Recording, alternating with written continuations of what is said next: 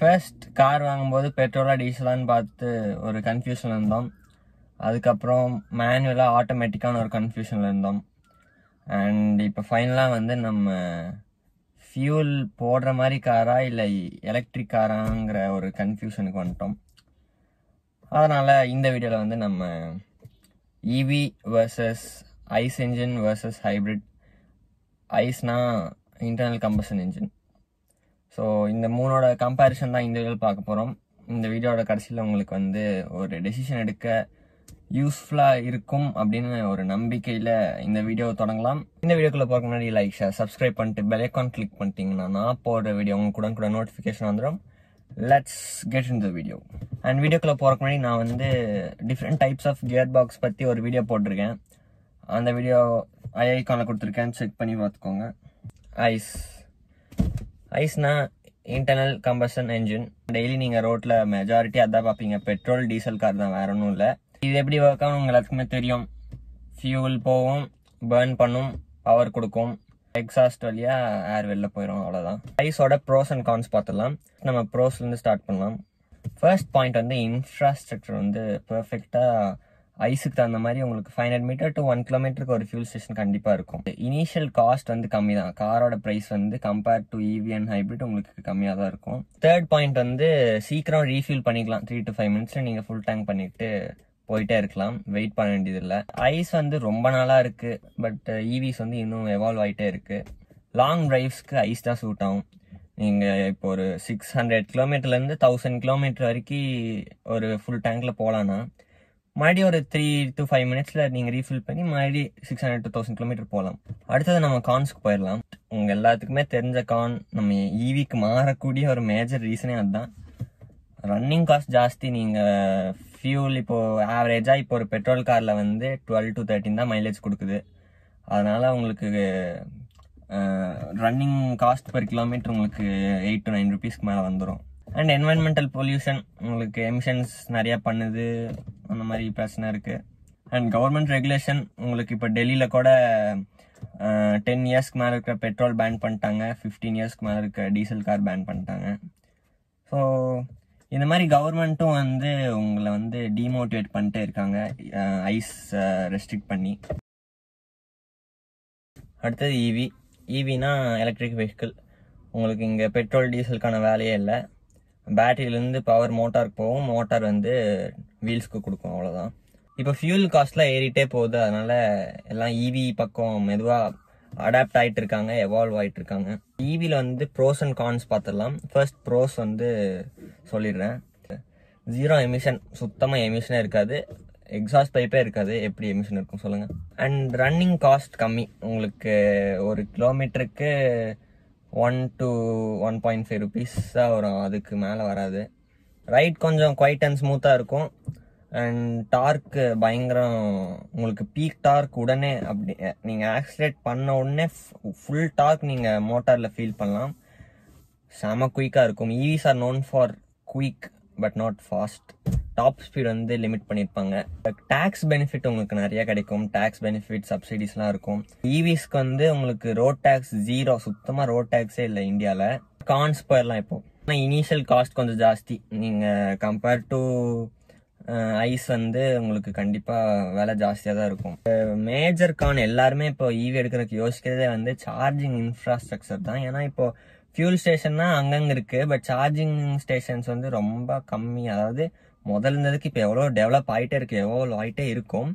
But still வந்து உங்களுக்கு ரொம்ப ரூரல் ஏரியா, இந்த மாதிரி ரிமோட் ஏரியாவில் வந்து உங்களுக்கு சார்ஜிங் ஸ்டேஷன்ஸ் ரொம்ப கம்மி தான். அண்ட் இன்னொன்று மேஜர் கான் எல்லாருமே இவி வாங்க யோசிக்கிறதே வந்து ரேஞ்ச் ஆங்ஸைட்டி தான். நீங்கள் ஒரு லாங் போகிறீங்க அப்படின்னா நீங்கள் ஃபியூல் ஸ்டேஷன்ஸ் சார்ஜிங் ஸ்டேஷன்ஸ்லாம் முதல்ல நீங்கள் பார்த்து வச்சுக்கிட்டு இங்கே போய் சார்ஜ் போடணும், இங்கே அந்த மாதிரி நீங்கள் ப்ரீ பிளான்டாக இருக்கணும். ரொம்ப லாங் போகிறீங்கன்னா நீங்கள் ஒரு ஸ்டேஷன் நம்பி போகாமல் இன்னொரு ஸ்டேஷன் பேக்கப்பாக வச்சுக்கிட்டு தான் போகணும். அண்ட் சார்ஜிங் டைம் கொஞ்சம் ஜாஸ்தி. கம்பேர்ட் டு ஐஸ் 2 மினிட்ஸில் நீங்கள் டாப் ஃபுல் பண்ணிக்கலாம். பட் இவிஸ்னால் ஒரு 30 மினிட்ஸ் to 1 hour டிசி சார்ஜிங்கில் ஆகும். ஏசியில் 8 to 10 hours ஆகும். அண்ட் பேட்ரி டீக்ரேடேஷன், போக போக பேட்ரி டீக்ரேட் ஆகும். அது ஆக உங்களுக்கு ரேஞ்சும் குறைஞ்சிக்கிட்டே வரும். அண்ட் ஒரு கட்டத்தில் பேட்ரி மாற்றியே ஆகணும்னா நீங்கள் அதுக்கு ஒரு ஹியூஜ் அமௌண்ட் செலவு பண்ணுற மாதிரி இருக்கும். பட் இப்போ வர நிறைய கார்ஸில் அன்லிமிட்டெட் வாரண்ட்டி கொடுத்துட்றாங்க. ஸோ அதுவும் அந்த ஃபியரும் இப்போ மெதுவாக டிசால்வ் ஆகிட்டு இருக்கு. பட் ஸ்டில் பேட்ரினா டீக்ரேட் ஆக தான் செய்யும், ரேஞ்ச் குறைய தான் செய்யும், நீங்கள் மாற்ற தான் செய்யணும். அண்ட் இன்னொன்று என்னோட பாயிண்ட் ஆஃப் வியூவில் என்னன்னு பார்த்தீங்கன்னா பொல்யூஷன். என்னதான் இப்போ உங்களுக்கு கரண்ட் பொல்யூஷன் கம்மியானாலுமே எமிஷன்ஸ் இல்லாட்டியும் உங்களுக்கு அந்த பேட்டரி இப்போ டீக்ரேட் ஆகும்போது நீங்கள் மாற்றுவீங்களே, அப்போ மாற்றும் போது அந்த பேட்டரி டம்புக்கு தான் போகும். அப்போ எலக்ட்ரானிக் வைஸ் ஜாஸ்தி தான் ஆகும். இப்போதைக்கு எமிஷன் இல்லாட்டியும் ஃபியூச்சரில் பொல்யூஷனுக்கு ஹியூஜ் மாஸ் அமௌண்ட்டில் இப்போது ஈவிஸ் எல்லாம் வாங்கினோம்னா அந்த பேட்டரி எல்லாம் கடைசியில் டம்ப் எப்படி பண்ணுவோம், எப்படி டிஸ்போஸ் பண்ணுவோன்னு தெரில. அண்ட் இப்போது ஹைப்ரிட்னா ஒன்றும் இல்லை, பெட்ரோல் ஆர் டீசல் இன்ஜினும் இருக்கும். மோஸ்ட்லி ஹைப்ரிட்டில் பெட்ரோல் தான் வரும். ஸ்டில் இப்போ ஃபார்ச்சுனரில் டீசலில் ஹைப்ரிட் வந்திருக்கு. So ICE engine with battery and motor support அப்படின்னு சொல்லலாம். Hycross hybrid review already போட்டிருக்கேன், அந்த வீடியோ மேலே ஐகானில் கொடுக்குறேன்னு செக் பண்ணி பாருங்கள். உங்களுக்கு இப்போது ஒரே ஸ்பீடில் போயிட்டுருக்கீங்க ஆர் சிட்டியில் போயிட்டுருக்கீங்க, சடன் ஆக்சிலேஷன் கொடுக்குற வரைக்கும் உங்களுக்கு பேட்டரியில் ரன் ஆகும். அண்ட் இன்கேஸ் ஆல்சோ பேட்டரியில் சார்ஜ் இல்லை நீங்கள் சடன் ஆக்சிலேஷன் கொடுக்குறீங்க, மோட்டார் சப்போர்ட் வேணும், இன்ஜின் சப்போர்ட் வேணும் அப்படின்னா இன்ஜின்லேருந்து பவர் கொடுக்கும் அண்ட் இன்ஜின்லேருந்து சார்ஜ் ஆகிக்கும். ஸோ பிளக்இன் ஹைப்ரிட்னு இருக்குது. பிளக்இன் ஹைப்ரிட்னா நார்மல் ஈவி மாதிரி சார்ஜும் போட்டுக்கலாம், இன்ஜின்லேருந்து ஓடும். நார்மல் ஹைப்ரிட்டில் உங்களுக்கு இன்ஜின்லேருந்தே பேட்டரியும் சார்ஜ் ஆகிக்கும் அண்ட் உங்களுக்கு இன்ஜின்லையும் ரன் ஆகும், பேட்டரி மோட்டார்லையும் ரன் ஆகும். அவ்வளோதான் hybrid. Hybrids are meant for fuel efficiency with traditional engine, அவ்வளோதான். பேட்டரி அண்ட் மோட்டார் சப்போர்ட் இருக்கும். That's the difference between ICE and hybrid. இப்போது ஹைப்ரிடோட ப்ரோஸ் பார்த்துடலாம். நான் ஏற்கனவே சொன்ன மாதிரி ஃபியூல் எஃபிஷியன்சி உங்களுக்கு பெட்டராக இருக்கும். நார்மல் ஐஸ் கம்பேர் பண்ணும்போது இதில் 2 மடங்கு கூட ஃபியூல் எஃபிஷியன்சி கொடுக்கும். அண்ட் எமிஷன்ஸ் கம்மி. ஆஃப்கோர்ஸ் ஃபியூல் எஃபிஷியன்சி ஹைனாலே உங்களுக்கு கம்மி பெட்ரோல் தான் யூஸ் பண்ணுவீங்க, ஸோ எமிஷன்ஸும் கம்மி. அண்ட் ஸ்டாண்டர்ட் ஹைப்ரிட்ஸில் சார்ஜ் பண்ண வேண்டியதில்லை. ஈவி மாதிரி நீங்கள் நிறுத்தி சார்ஜ் போட பிரச்சனை இல்லை. நார்மல் ஐஸ் இன்ஜின் மாதிரி நீங்கள் ஃபியூல் பண்ணிட்டு போயிட்டே இருக்கலாம். அது அப்படியே இன்ஜின்லேருந்து பேட்டரிக்கான பவர் எடுத்துக்கும். ஸ்மூத் ஆக்சலரேஷன் இருக்கும். உங்களுக்கு ஈவி அளவுக்கு அப்படியே இன்ஸ்டன்ட் டார்க் இல்லாட்டியும் உங்களுக்கு ஸ்டில் இதில் எலக்ட்ரிக் மோட்டார் இருக்கிறதுனால உங்களுக்கு நார்மல் ஐஸ் கம்பேர் பண்ணும்போது இந்த எலக்ட்ரிக் மோட்டார் ரெண்டும் சேர்ந்து ஒர்க் ஆச்சுன்னா உங்களுக்கு கொஞ்சம் பவர் பெட்டராகவே இருக்கும். அடுத்தது சிட்டி டிரைவிங்க்கு சூப்பராக இருக்கும். ஏன்னா உங்களுக்கு இல்லை சிட்டியில் ஓட்டும் போது உங்களுக்கு மெஜாரிட்டி ஆஃப் த டைம் பேட்டரியில் தான் ரன் ஆகும். நம்ம மைலேஜ் இடிக்கிறதே சிட்டியில் தான். ஏன்னா சிட்டியில் நம்ம ஆர்பிஎம் வேரி ஆகிட்டே இருக்கும். அதனால் உங்களுக்கு சிட்டியில் தான் மைலேஜ் கம்மியாக தரும். அப்படி இருக்கும்போது உங்களுக்கு பேட்ரி கொடுத்தாங்கன்னா உங்களுக்கு சிட்டியில் மோஸ்ட்லி பேட்டரியில் தான் ரன் ஆகும். பேட்ரி காலியாகிற வரைக்கும் ஆச்சுன்னா மறுபடி இன்ஜின்லேருந்து சார்ஜ் ஆகும், மறுபடி ரெண்டும் சேர்ந்து வேலை செய்யும். அந்த மாதிரி அது ஒரு காம்ப்ளிகேட்டட் ப்ராசஸ். அது நீங்கள் எக்ஸ்பீரியன்ஸ் பண்ணாதான் தெரியும். கான்ஸ் பார்த்துடலாம். அதில் ஃபர்ஸ்ட் ஒன்று ஐஸ் விட இது கொஞ்சம் விலை ஜாஸ்தி தான். ஈவி அளவுக்கு ரொம்ப எக்ஸ்பென்சிவாகவும் இல்லாட்டியும் ஐஸ் விட உங்களுக்கு ஹையர் காஸ்ட்டில் தான் வரும். அண்ட் ஹைவேஸில் அவ்வளோ ஒன்றும் பெரிய ஃபியூல் எஃபிஷியன்சியில் டிஃப்ரென்ஸ் பார்க்க முடியாது. ஏன்னா ஹைவேஸில் ஹை ஆர்பிஎம்னால எப்பவுமே மோட்டாரில் தான் ரன் ஆகும். ஸோ ஹைவேயில் உங்களுக்கு நார்மல் காரில் 15 தருதுன்னா இதுலேயும் 15-16 தான் தரும். அதுக்கு மேலே நீங்கள் பெரிய டிஃப்ரென்ஸ்லாம் எதிர்பார்க்க முடியாது. ட்ரங்க் அண்ட் கேபின் ஸ்பேஸ் நீங்கள் காம்ப்ரமைஸ் பண்ணுற மாதிரி இருக்கும். ரொம்ப இல்லாட்டியும் அந்த சின்ன ஹைப்ரிட் பேட்டரிக்கு நீங்கள் பூட்லேயோ இல்லை உள்ள லெக் ரூம்லேயோ காம்ப்ரமைஸ் பண்ணுற மாதிரி தான் இருக்கும். அண்ட் மோஸ்ட் ஆஃப் த ஹைப்ரிட்டில் ஃபியூல் எஃபிஷியன்சி ஓரியன்டாக டியூன் இருக்கும் அண்ட் சிவிடி கியர் பாக்ஸ் கொடுத்துருப்பாங்க. அதனால் உங்களுக்கு பெர்ஃபார்மன்ஸ் பெருசாக எதிர்பார்க்க முடியாது. ஒரு கிராஜுவல் புல் தான் இருக்கும். சடனாக நீங்கள் ஈவி ஐஸ் அளவுக்கு நீங்கள் புல் எதிர்பார்க்க முடியாது. அடுத்தது ஒன்றுத்துக்கும் நான் டிஃப்ரென்ஸ் சொல்லிடுறேன். இப்போ இனிஷியல் காஸ்ட் ஐஸ் கம்மி, அதுக்கு அடுத்தது ஈவி கொஞ்சம் ஜாஸ்தி. ஹைப்ரிட் ஆக்சுவலி ஐஸ்க்கும் ஈவிக்கும் நடுவில் ஒரு காஸ்ட்டில் தான் வரணும். பட் ஏன் இந்தியாவில் அப்படி இல்லைன்னா இந்தியாவில் ஸ்டார்டிங் ப்ரைஸே 20 lakhs சம்திங் தான். ஏன்னா கிராண்ட் விட்டாரால தான் எனக்கு தெரிஞ்சு இருக்கிறதுலே கம்மியான விலையில் ஹைப்ரிட் இருக்குன்னு நினைக்கிறேன். அது 20 lakhs அண்ட் அபவ் வந்துடும். ஸோ உங்களுக்கு ஈவி அண்ட் ஐஸ் மாதிரி 20 lakhs கீழே ஹைப்ரிட் இப்போதைக்கு இந்தியாவில் இல்லை. இனிஷியல் காஸ்ட் அந்த செக்மெண்ட்டில் உங்களுக்கு வேணால் ஹைப்ரிடோட ஈவி விலை ஜாஸ்தியாக இருந்தாலும் பட் நீங்கள் ஒரு பட்ஜெட் வைஸ் பார்க்கும்போது உங்களுக்கு 20 lakhs கீழே ஹைப்ரிட் இல்லை. நான் வந்து பஞ்ச் வந்து ஒரு எக்ஸாம்பிள் வச்சுக்கிறேன். பஞ்சில் வந்து நான் வந்து ரெண்டுத்துலேயும் டாப் மாடல் வந்து டாப் வேரியண்ட் வந்து எக்ஸாம்பிளாக வச்சுக்கிறேன். பஞ்ச் இவி பார்த்தீங்கன்னா எக்ஸோரூம் வந்து 14.5 lakhs. ஆனால் வந்து ஆன் ரோடே வந்து 15.5 தான். அந்த 1 lakhமே வந்து இன்சூரன்ஸ்க்கு தான் போகுமே ஒழிய உங்களுக்கு வந்து ரோட் டேக்ஸ் இல்லை. ஏன்னா ஈவிக்கு ரோட் டேக்ஸ் இல்லை. பஞ்சில் வந்து ஐஸ் பார்த்தீங்கன்னா உங்களுக்கு 10.17 வந்து எக்ஸோரூம். ஸோ உங்களுக்கு இந்த ரெண்டு எக்ஸோரூம் ப்ரைஸே டிஃப்ரென்ஸ் தெரியும். இவி 14.5, ஐஸ் வந்து 10.17. அப்ராக்சிமேட்டாக 4.5 lakhs கிட்ட எக்ஸோரூம்லேயே டிஃப்ரென்ஸ் வருது. இதுலேயும் என்னன்னு பார்த்தீங்கன்னா Punch normal ICE on road ப்ரைஸே வந்து 12.7 lakhs. ஸோ அகைன் ஒரு 2.7 lakhs ரோட் டேக்ஸ் போகுதுன்னு நினைக்கிறேன். ஸோ இந்த ரோட் டேக்ஸோட சேர்ந்தே 12.7 தான். ஆனால் இவி வந்து எக்ஸோருமே வந்து 14.5. உங்களுக்கு ரோட் டேக்ஸுமே இல்லாட்டி இவி வந்து ஸ்டில் இட்ஸ் எக்ஸ்பென்சிவ் தான். ஏன்னா பிகாஸ் ஆஃப் த பேட்ரி. அடுத்தது நம்ம ரன்னிங் காஸ்ட்டுக்கு போகலாம். இப்போ நான் ரன்னிங் காஸ்ட் வந்து 10,000 kilometers எடுத்துக்கிறேன் ஆவரேஜாக. இவி வந்து 1 to 1.5 rupees per kilometer. அப்போனா 10,000 kilometerக்கு ஒரு 1 to 1.5னா நடுவில் நான் ஒரு ஸ்வீட் ஸ்பாட் 1.2 வச்சுக்கிறேன். அப்போது 10,000 kilometerக்கு 12,000 rupees. அண்ட் மெயின்டெனன்ஸுமே உங்களுக்கு வந்து வேர் அண்ட் டயர் பார்ட்ஸ் பெருசாக எதுவும் இல்லை. பிரேக் பேடு, டயரு அந்த மாதிரி தான் இருக்கும். கூலண்ட் வேணால் இருக்கும். இன்ஜினில் உங்களுக்கு ஏகப்பட்ட வேர் அண்ட் டயர் பார்ட்ஸ் இருக்கும். பெல்ட்ஸு, ஸ்பார்க் ப்ளக்கு ஏகப்பட்டது இருக்குது. இன்ஜின் ஆயில் வருஷம் மாற்றணும் 10,000 kilometer ஒன்ஸ். இவ்வளோ இருக்கும்போது ஈவியில் வந்து ஜஸ்ட் ஒரு கூலண்ட், பிரேக் பேட் இந்த மாதிரி சின்ன சின்ன மேட்ரு தான். அதனால் 2,000 to 3,000 தான் ஆகும். ஸோ உங்களுக்கு இது ஒரு 3,000 வச்சுக்கலாம், அது ஒரு 12,000 வச்சுக்கலாம். ஸோ டோட்டலாக 10,000 kilometerக்கு 15,000 rupees தான் ஆகும். ஐஸுக்கு போகலாம். ஐஸில் வந்து ரன்னிங் காஸ்ட் மைலேஜ் ஒரு 12 தடுதுனாலும் 8 to 9 rupees per kilometer வந்துடும். அப்போது 10,000 kilometer ஓட்டிங்கன்னா 90,000 வந்துடும். அண்ட் மெயின்டெனன்ஸ் காஸ்ட் ஆவரேஜாக ஒரு 10,000 வச்சுக்கலாம். Engine oil, oil filter, air filter இந்த மாதிரி மாற்றதுக்கு ஒரு 10,000 வச்சுக்கலாம். ஸோ 10 + 90 1 lakh ஆச்சு. அடுத்து ஹைப்ரிட்டுக்கு போனீங்கன்னா ஒரு 4 to 5 rupees வரும். அது ஒரு 50,000 வச்சுக்கலாம். அண்ட் மெயின்டெனன்ஸும் பெருசாக டிஃப்ரென்ஸ் இருக்காது ஐஸ்க்கும் ஹைப்ரிட்க்கும் நடுவில். ஸோ அதுவுமே ஒரு 10,000 வச்சுக்கலாம். 10,000 + 50,000 60,000 ஆச்சு. ஸோ ஈவிக்கு வந்து 15, ஐஸுக்கு வந்து 1 lakh, ஹைப்ரிட்டுக்கு வந்து 60.